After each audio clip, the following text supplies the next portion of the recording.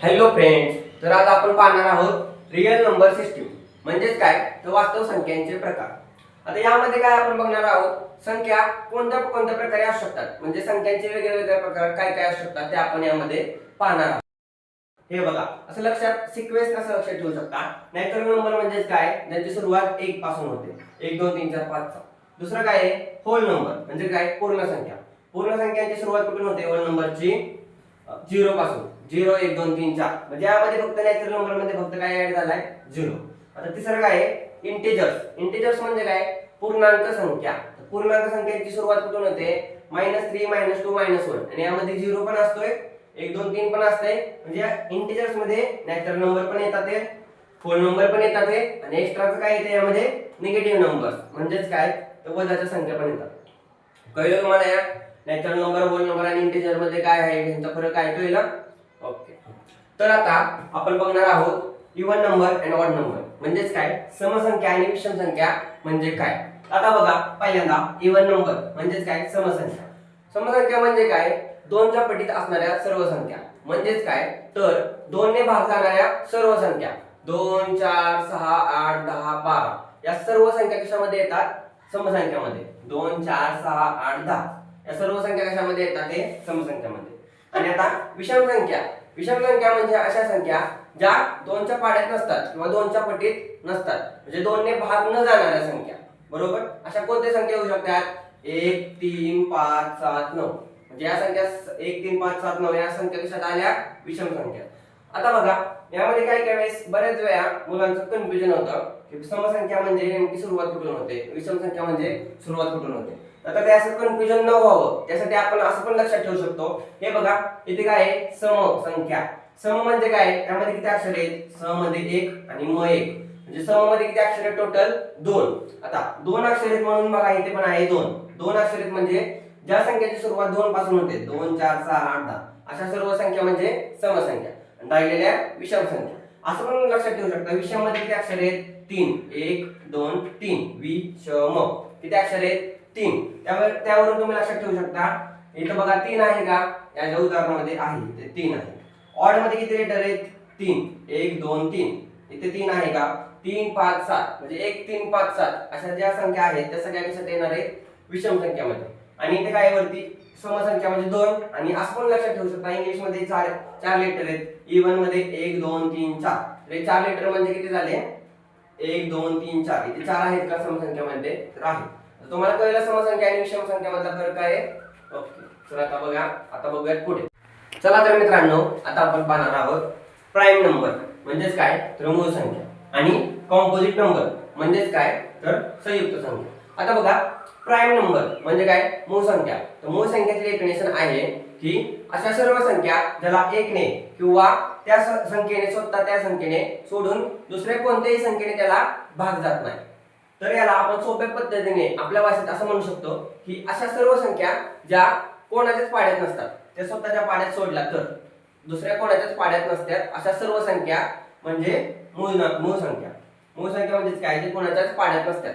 अशा कोणत्या कोणत्या संख्या असतात बघा 1 ते 100 पर्यंत पहिल्यांदा कोणत्या कोणत्या संख्या असतात ते आपण पाहू. त्यामधील सुरुवातीच्या काही संख्या बघा इथे दिलेल्या आहेत 2 3 5 7 11 13 17 19 23 29 आणि पुढे पण याच्या आहेत बघा 2 3 5 7 11 13 17 19 23 29 या सर्व संख्या कोणत्या आहेत मूळ संख्या.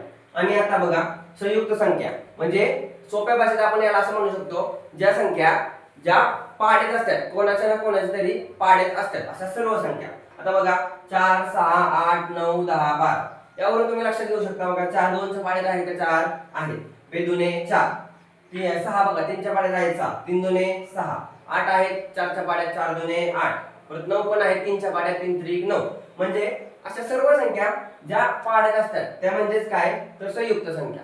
आणि अशा संख्या ज्या कोणाच्या पाड्यात नसतात त्या संख्या म्हणजेच काय तर मूळ संख्या. ओके, चला तर मित्रांनो आता आपण पाहणार आहोत रॅशनल नंबर आणि इरॅशनल नंबर. रॅशनल नंबर म्हणजे काय परिमेय संख्या, इरॅशनल नंबर म्हणजे काय अपरिमेय संख्या. आता बघा रॅशनल नंबर आणि इरॅशनल नंबर म्हणजे असा प्रश्न यावरती कसं विचारू शकतात बघा. रॅशनल नंबर एखादी संख्या देणार ते सांगणार होय का ही संख्या रॅशनल आहे का इरॅशनल आहे सेम. आता मग आपण ओळखायची आपल्याला संख्या आता ओळखायची कशी? आता रॅशनल नंबरची कशी ओळखावी यासाठी मी बघा एक डिफरन्स केलेला आहे रॅशनल नंबरचा एक आणि इरॅशनल नंबरचा. आता दिलेली संख्या इरॅशनल का इरॅशनल कशावरून ठरवायची? तर हे बघा, हा बघा आलेलं उत्तर हे मोजता आलं तर ते कशाची म्हणायची संख्या? रॅशनल. आलेलं उत्तर मोजता आलं. आता बघा तुम्हाला असं कळलं नाही ते एक्झाम्पल वरून बघा. उदाहरण काय आहे बघा इथे पहिलं 302. याचं उत्तर किती आले? 302. बे की बे आणि वरती राहिले 1 आणि वरती बे पंचे 10 पॉईंट 1.5. तर 302 चं उत्तर किती आले बघा? 1.5. आता 1.5 हे मोजता येणारी संख्या आहे का? तर आहे. आता बघा पुढे दुसरं एक्झाम्पल बघा, वर्गमुळात 4. वर्गमुळात 4 चं उत्तर नेहमी किती येतं? 2. 2 चा वर्ग 4 आहे म्हणून वर्गमुळात 4 चं उत्तर 2. आता हे संख्या दोन्ही मोजता येतात. सिमिलरली आता इकडे बघा, इरॅशनल नंबर. इरॅशनल नंबर म्हणजे काय? अपरिमेय संख्या. आलेलं उत्तर मोजता येत नाही. म्हणजे आता बघा तुम्हाला आता इथे खाली उदाहरणावरून कळेल 22/7. 22/7 म्हणजे ही पायची व्हॅल्यू असते, पाय. आता बघा 22/7 चं उत्तर किती येते? 3.142827. आणि उत्तर इथे थांबलंय का? नाही. तर हे उत्तर पुढे येतच राहणार आहे. मग आता हे बघा 3.142827 आपल्याला मोजता येते काही संख्या? नाही. तर हे पुढे याचं उत्तर पण येत राहतंय. आपल्याला जागा नाही त्यामुळे एवढंच लिहिलंय. तर बघा याचं उत्तर मोजता येते का? नाही. म्हणजे एक संख्या कसली झाली? इरॅशनल. अजून एक आता बघा दुसरं काय पॉइंट नंतर आलेला उत्तर रिपीट होतं. तिकडे काय इरॅशनल मध्ये पॉइंट नंतर आलेलं उत्तर रिपीट होत नाही. आता बघा इथे बघा दुसरं उदाहरण दिले 203. 203 चं उत्तर काय येतंय? 0.666666. म्हणजे उत्तर तर मोजता येत नाही, येते जास्त. पण पॉइंट नंतर आलेली संख्या सारखी रिपीट होते का? होती. बघा 66666 सारखी रिपीट होते का? होती. तर पॉइंट नंतर आलेली संख्या जर रिपीट होत असली तर ती सुद्धा कशात येणार आहे? रॅशनल नंबर मध्ये.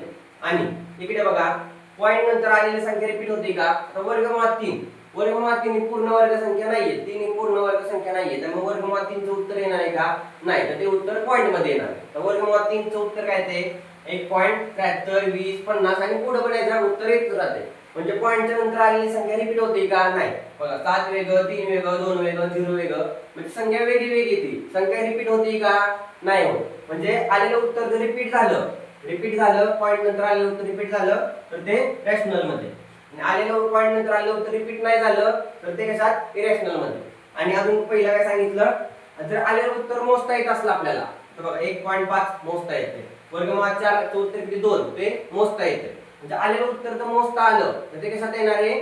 रॅशनल नंबर मध्ये. आणि इकडे बघा आलेलं उत्तर आहे ते मोजता येत नाही. आता 3.142857. आता उत्तर इथे थांबले का? नाही. म्हणजे इथं उत्तर थांबलेलं नाही. म्हणजे आपल्याला मोजता येते का ही संख्या? नाहीये. कारण ही पुढे संख्या वाढत राहते. म्हणजे आलेलं उत्तर मोजता आलं तर रॅशनल, नाही आलं तर इरॅशनल.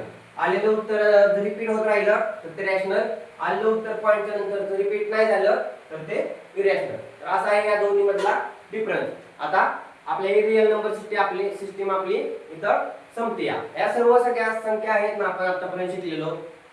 तर काय काय शिकलो आपण बघा? नॅचरल नंबर, होल नंबर, परत इंटेजर्स, त्यानंतर पाहिलं ऑड नंबर, इव्हन नंबर, नंतर आपण काय पाहिलं? प्राईम नंबर मूळ संख्या आणि कॉम्पोजिट नंबर संख्या. आणि आता आपण पाहिलं काय?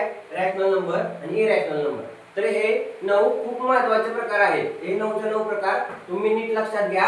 आणि हे सर्व यामध्ये सगळ्या संख्या, आता या सर्व 9 प्रकारामध्ये येणाऱ्या सगळ्या संख्या या कशात येतात? रिअल नंबर मध्ये येतात. रिअल नंबर म्हणजे काय? वास्तव संख्या. ठीक आहे. चला तर आजचा टॉपिक हा संपला.